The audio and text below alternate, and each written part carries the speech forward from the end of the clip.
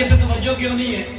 آپ اساتذہ کے پیچھے رہے کہ ہمارے بچے پہ جو سرمایہ ہے اس پہ توجہ نہیں ہے، جو عارضی کام ہے 1 دن کا 2 دن کا، جو ظاہری نمود و نمائش کا کام ہے اس پہ توجہ ہے۔ پیسے بھی 6-6 ہزار کا ایک سوٹ ہے اور کتابیں اگر 4 ہزار کا سیٹ ہے تو وہ بھی بھاری لگتی ہے۔ جو پورا سال چلنی ہے اور جو سوٹ شاید ایک تقریب میں ہی چلتا ہے وہ پورے سال کی کتابوں سے مہنگا ہوتا ہے۔ وہ سوٹ جو 1-2 تقریبات میں چلتا ہے یا 6 ماہ بعد شاید وہ اس کا کپڑا ہی گل سڑ جائے۔ میرا بات کرنے کا مقصد یہ ہے کہ جو آپ کا سرمایہ ہے دنیا کا اور آخرت کا، اس پہ توجہ دیں۔ ان کے صاف ستھرا ہو کے آنا یہ آپ کی شان ہے، بچے کے والدین کی شان ہے۔ اس کے جوتوں کا صاف ستھرا ہونا، اس کے کپڑوں کا صاف ستھرا ہونا اس کے خاندان کی شان ہے، آپ اس کی مدر کی شان ہے۔ میں سمجھتا ہوں کہ آج کے بعد آپ اپنے بچوں کے بالوں کا، نیلز کا، کپڑوں کا، شوز کا زیادہ میں نہیں سمجھتا کہ پہلے خیال نہیں رکھتی، آپ رکھتی ہیں لیکن آپ پہلے سے زیادہ رکھیں گے۔ جیسے خود بندہ اپنے آپ کو سنوارتا ہے اس سے زیادہ اپنی اولاد کو سنوار کے بھیجیں تاکہ آپ کا بچہ خوبصورت لگے، دوسرے بچوں کے سامنے وہ احساس محرومی کا شکار نہ ہو۔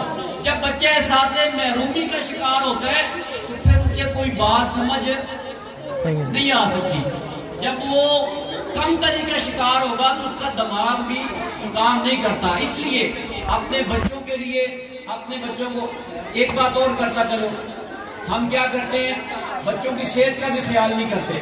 بچہ پاپڑ کھا رہا ہے منع نہیں کرتے، پیسے پلے سے دے رہے ہیں جاؤ کھاؤ دکان سے، لنچ بھی گھر سے دے کے بھیجیں، روٹی گھر والی بچے کو دے کے بھیجیں۔ بازار کے یہ جو لنچ پاپڑ بچہ کھاتا ہے معدہ خراب ہی ہوتا ہے، اس سے بچہ بیمار پڑتا ہے۔ تو آپ اپنے بچے پہ جتنی توجہ دیں گے اتنی اس کی صحت اچھی ہوگی، جتنی صفائی ستھرائی کا خیال رکھیں گے اتنا وہ بیمار کم پڑے گا، جتنا اس کو صاف ستھرا رکھیں گے اتنا پڑھائی میں بھی وہ اچھا جائے گا۔ میری یہی آپ سب سے التماس ہے کہ آپ کو ایک بہترین ادارہ ملا ہے، حافظ شرافت صاحب نے، جناب علامہ سلطان صاحب نے، انہوں نے آپ کے بچوں کو تعلیم کے ساتھ ساتھ جو تربیت کا پہلو، جو اخلاقیات کا پہلو، جو نماز روزے کا پہلو، جو دعائیں اور قرآنی تعلیمات ہیں، بے شمار سکولز میں یہ تعلیم نہیں دی جاتی۔ میں چونکہ خود اس دینی معاملات سے وابستہ ہوں، جہاں ہم انگلش پڑھانے کا اچھا انتظام کرتے ہیں، آخری بات سمجھیں، وہاں قرآنی تعلیم کا اچھا انتظام نہیں کر پاتے، لیکن یہاں اچھا انتظام ہے۔ جیسے انگلش پڑھنے کے لیے گرامر کی ضرورت ہوتی ہے، اردو پڑھنے کے لیے گرامر کی ضرورت ہوتی ہے، اسی طرح قرآن کریم پڑھنے کے لیے قواعد کی ضرورت ہے۔